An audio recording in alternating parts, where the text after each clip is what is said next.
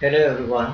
I'm producing this brief video because I could not have a session with you to have a brief discussion on this assignment that I have given to you.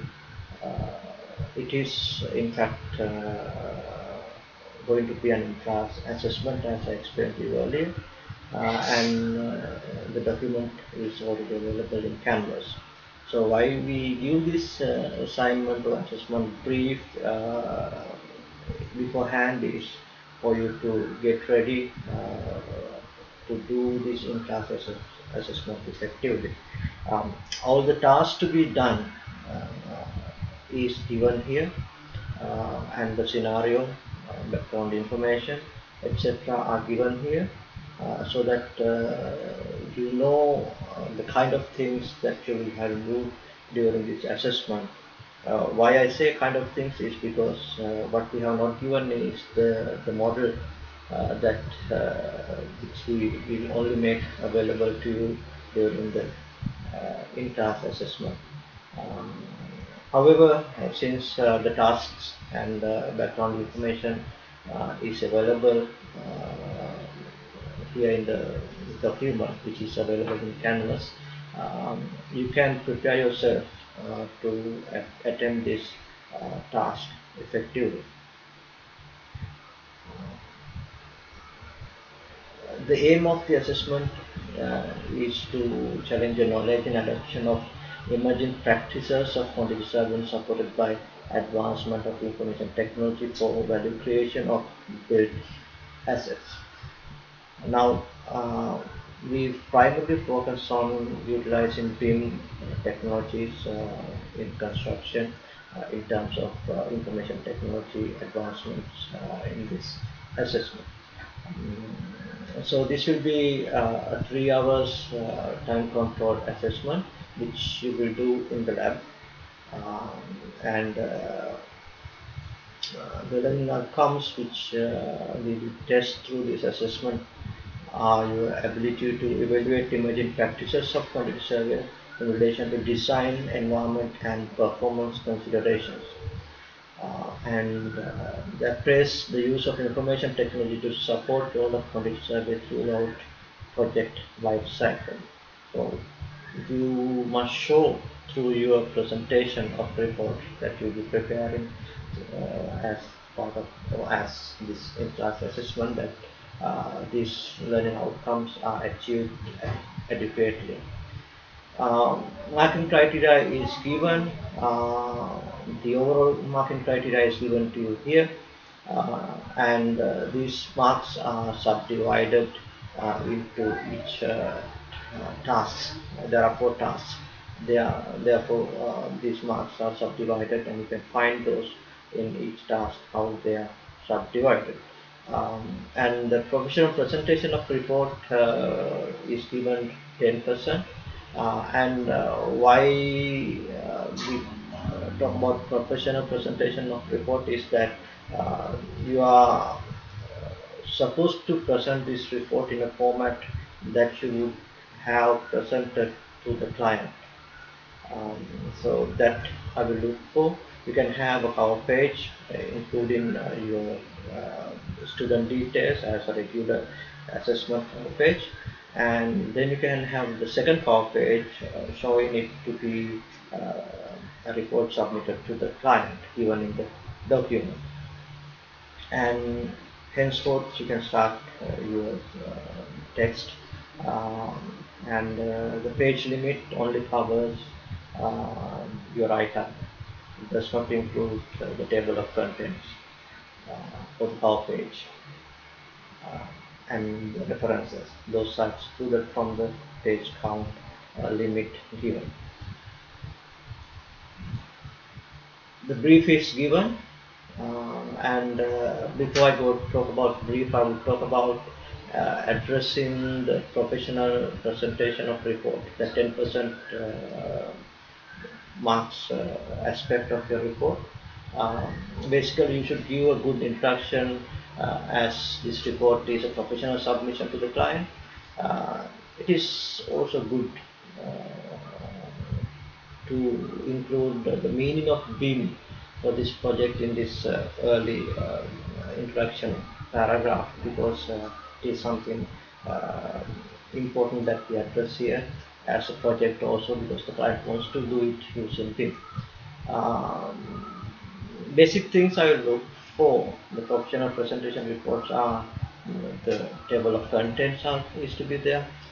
Then you can have an executive summary, or you can have a good introduction. Either way, it's your choice. And you have to have proper flow of information. Clear and easy to understand presentation of information is also important, because you have to consider that you are presenting this to a client who is not a construction professional. And you have to have appropriate reference to external sources, and you have to use proper citations. So these external sources can be books, manuals, and other documents, or websites, whatever the source that you use. The citation should be clear, and the content should be indicative of the level of reliability or the validity of information that you are using. Um, and you are supposed to provide certain number of screenshots as part of the for each and every task, but you can have additional screenshots, but the minimum must be given. And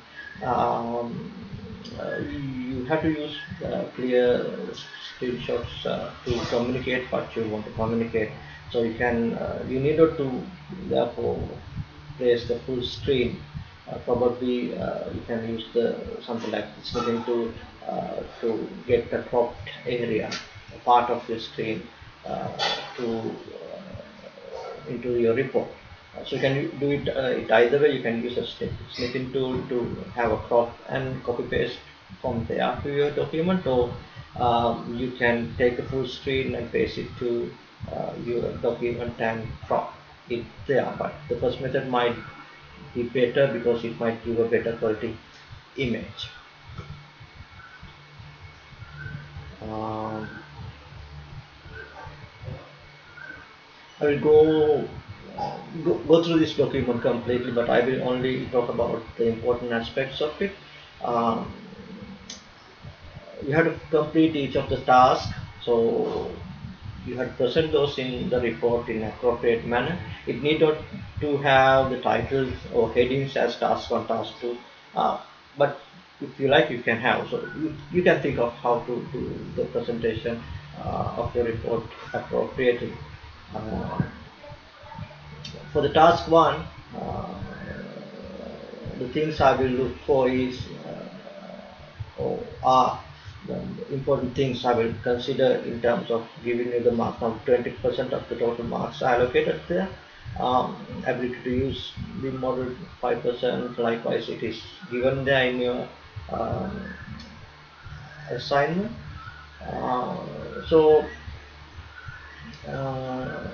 the things I will look at are like whether you have created the room schedule and filter it for the level, the first floor level, and if you have identified appropriate floor finishes, whether you have done the rate adjustment for time or maybe for location, and any other assumptions that you use, and accordingly to the adjustments to the rates that you use. Uh, and then the calculation of the amount and getting the total sum correct are the items I will look for when I look at how you address the task 1. The client wants to know the likely cost of floor finishes the first floor, right? Then the task 2, the client wants to combine the president's office and manager's office to single room, and extend to the curtain wall to be used as a seminar room. So you will see how to do this when we give you the model. So you have to do this practically using Revit, and after that you have to show a screenshot of the modification that you do. Then you have to present the revised cost schedule of the modification. Again, you can use the screenshot there. Your record shows screenshot actually. So obviously, therefore, you will have to do it in Revit. You can't do it in Excel and show it. I show the calculation only there. Um, so uh, obviously, when I want to give you marks for this, I will look for whether you have done the modification appropriately by changing the rooms and adjusting the uh, room tags, etc. Because now one room is actually removed, so you have to remove that room from the model. Those things, whether you have done, how to look for when you show your schedule. Um, so the room to be renamed, you can use rename one room and delete the other room uh, when you do this modification. Uh, and whether you have properly upgraded the room schedule for finishes, because now the room usage is changed, and you should have reviewed the cost variation, right? Uh, because it is not only the new cost you have to give as the output of this task too. In fact, getting that is quite fast, because you already have the room schedule, and only updating of the rates will give you the new cost. However, you are required to discuss certain additional um, cost impacts to the overall cost by the change. So the other related costs when you change this, which are not covered from the flow finishers, are to be discussed here. Uh, Now you don't have to give the values, but what kind of cost change is there. Remember, this is not a demolition work or anything. This is just the original design change. So it is only a change to the original cost. Task 3, explain the clash detection, how the clash detection helps the contractor to improve the buildability. Then we have run the noise clash detection for the plumbing fixtures in upper floor, uh, 1 and 2 levels of the model. Right? Uh, then you have to select 3 interesting clashes from the clash detection run, and estimate with detailed explanation of calculation the potential cost savings for the contractor by eliminating each of 3 clashes before construction. Now, this one is having bit of theoretical aspects, so you have to discuss about clash detection from literature, how it can help the contractor to improve the buildability. Remember, buildability and the constructability are two different things.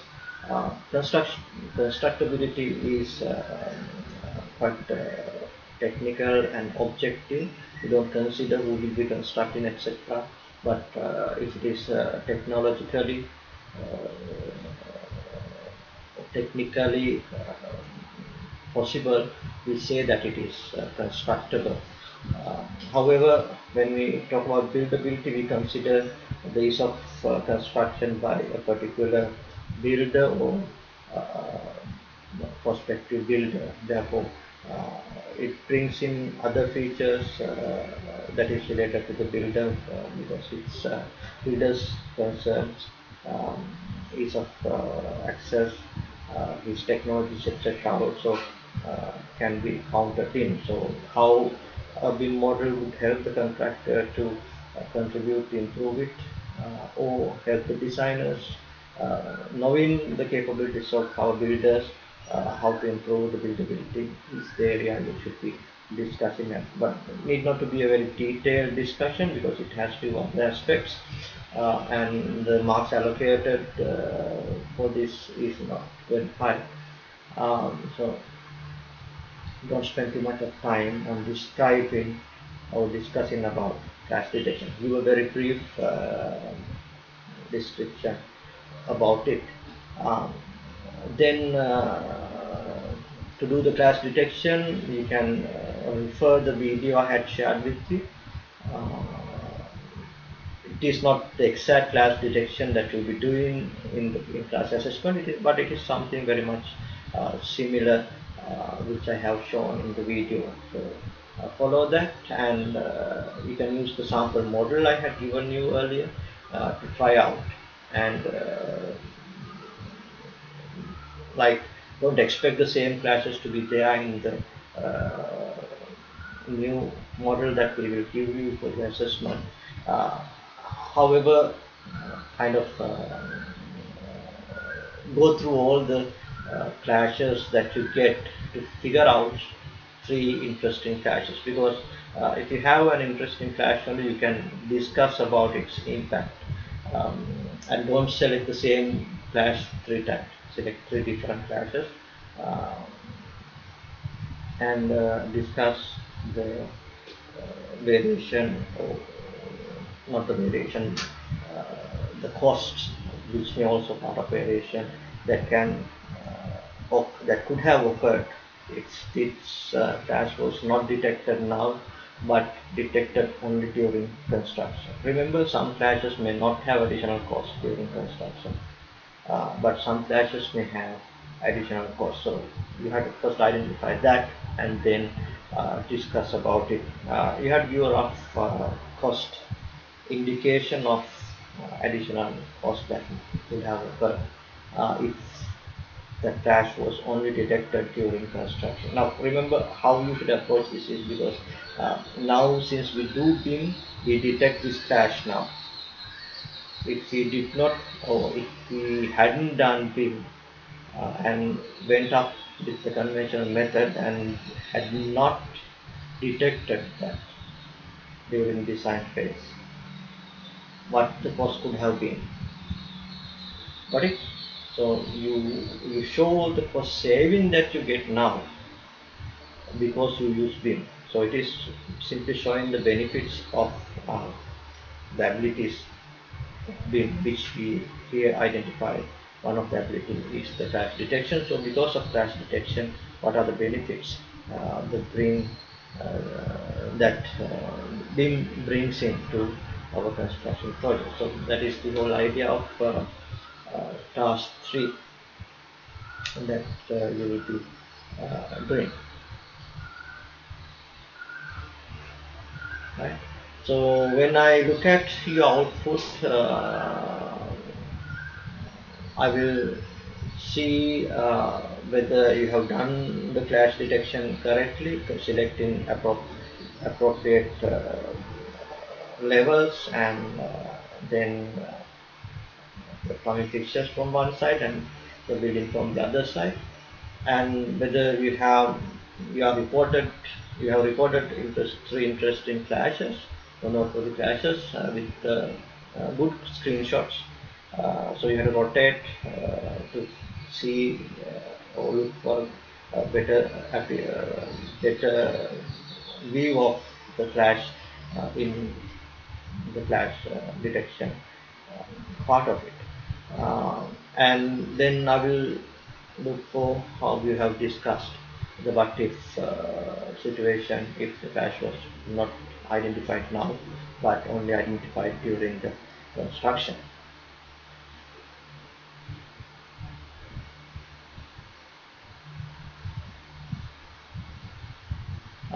Task 4 is about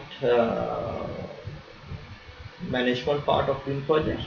So since there is no Sri Lankan standard specification for information management of construction projects delivery, we have recommended PS 1192 2013 by British Standards Institute to be adopted for this project. Right? So now the client is not aware, probably nobody, or not many people in Sri Lanka are aware of class 1192 2 of 2013, right?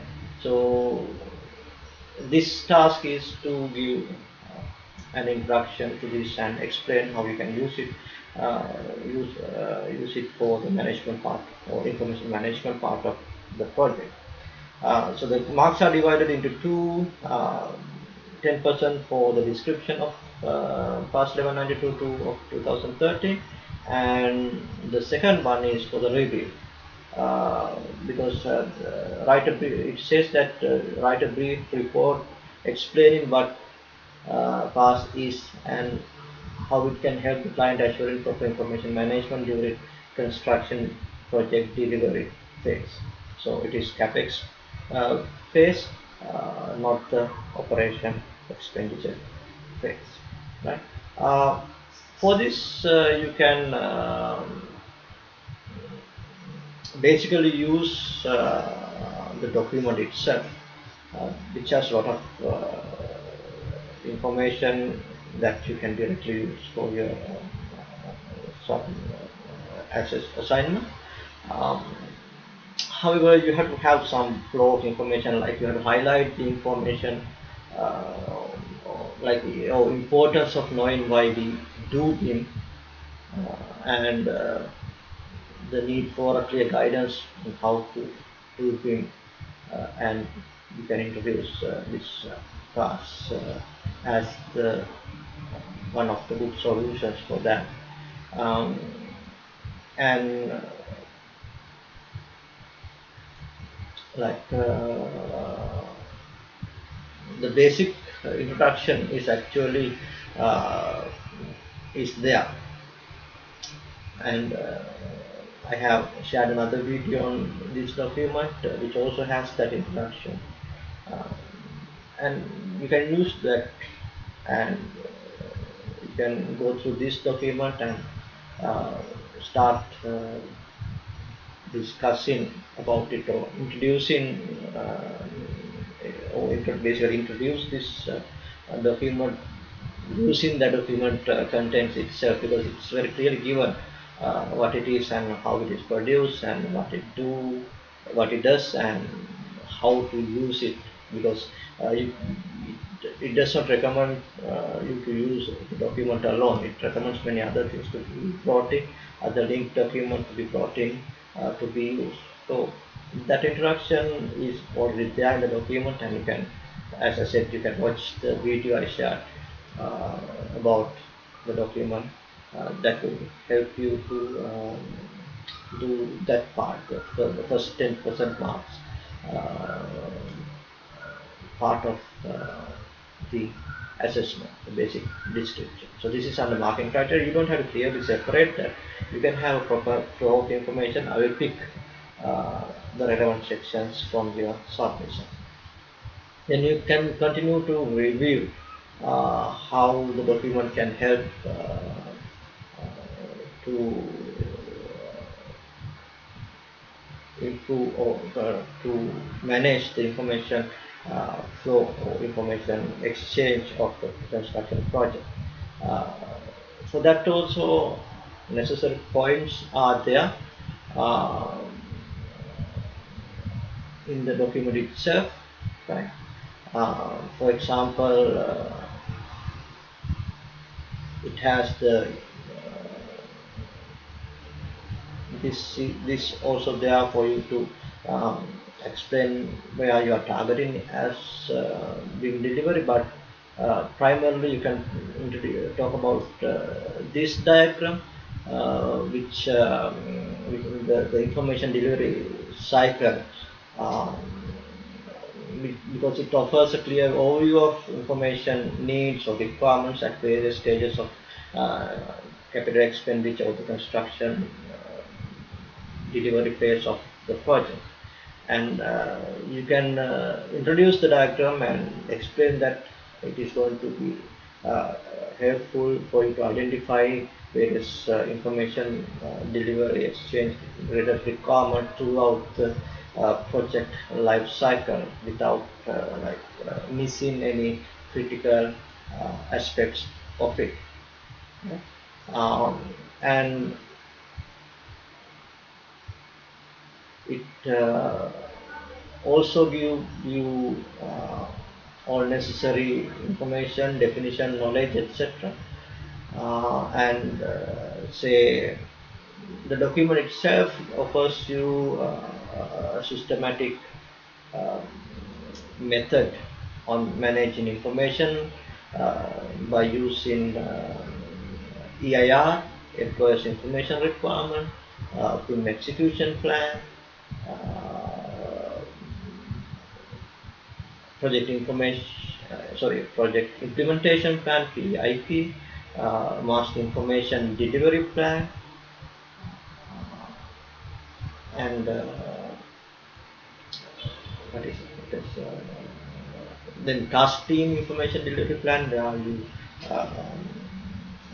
identify for each task team, like architectural task team, structural engineering task team. So each task team delivery plan, which then combines into the whole project becomes which studies with the master information delivery plan. Uh, then the responsibility matrix, uh, SCCS, supply chain capability summary. So all these things are clearly identified to support various different information needs or requirements throughout the projects, and put those the document place those in a very systematic process and method which you can use to efficiently manage the information in construction projects when using BIM. Now, why this is important is because we previously, or in present day practice, we do not pay that much of uh, attention to the information management in our projects. It is not that we don't pay any attention, but when we use BIM, it is critical that we get the correct information on, or right information on right time, like right resources on right time for the construction. Right information for on right time for BIM is very critical, because now we are going through virtual construction, and if any of the information that we include into the BIM process at the time they are required, if they are of poor quality, what we get as the output will be again poor quality, garbage in, garbage out, right? And we heavily rely on IT systems, and they are not that much tolerant to this garbage information, which is not necessarily a case that we have to allow for garbage information. Mm, don't write that much into the assessment. This is to give some understanding to keep in your background.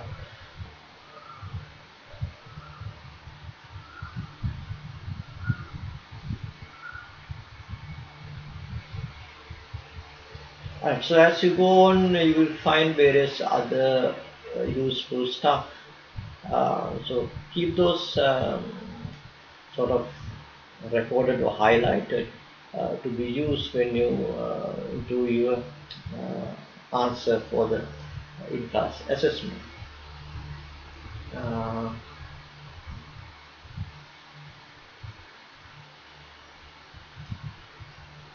right, for example, uh,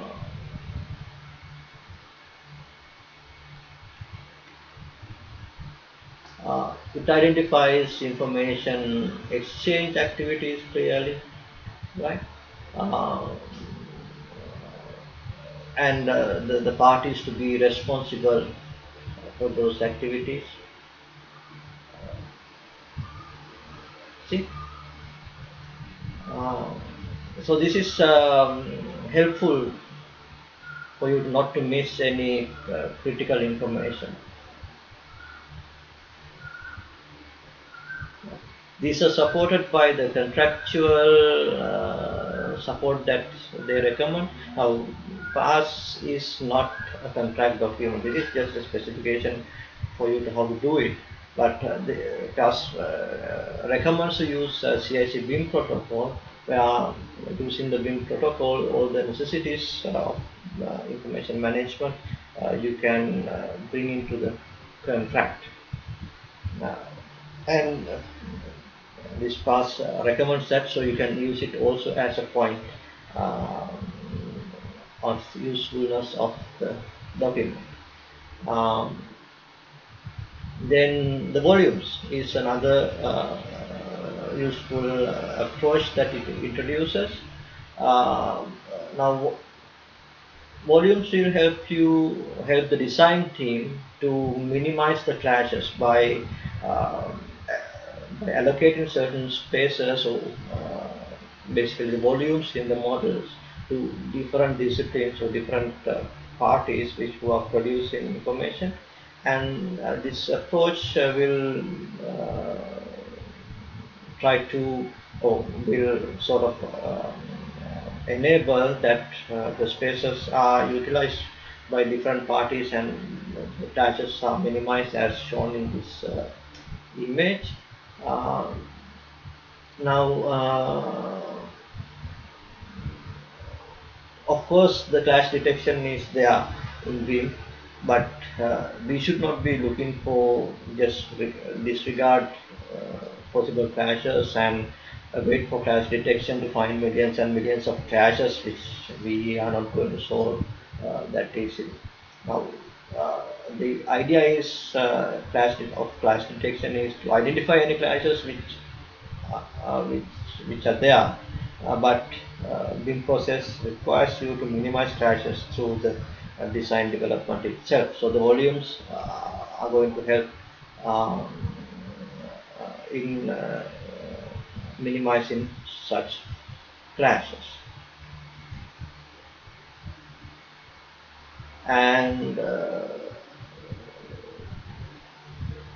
it also gives enough information or useful information about managing the common data environment, which is a necessity of implementing BIM. Uh, and it actually extends to include all different types of information, which are digital and other formats, even the printed handwritten formats which are properly linked to this common data environment, and it gives the methodology of managing this data in various different levels according or supporting the information delivery cycle, the identified exchanges in the information delivery cycle, because you don't have to relay all the information to the client every time that you produce new information. So certain information you approve internally, then authorized, verified levels, and certain information will go out to other parties, etc. So all these things are uh, covered here. Uh, and uh, it basically introduces the TAS basically introduces this how to do this, but and it also notifies you that it introduces the BS 1192 2007 standards as the standard followed in the core area of information management.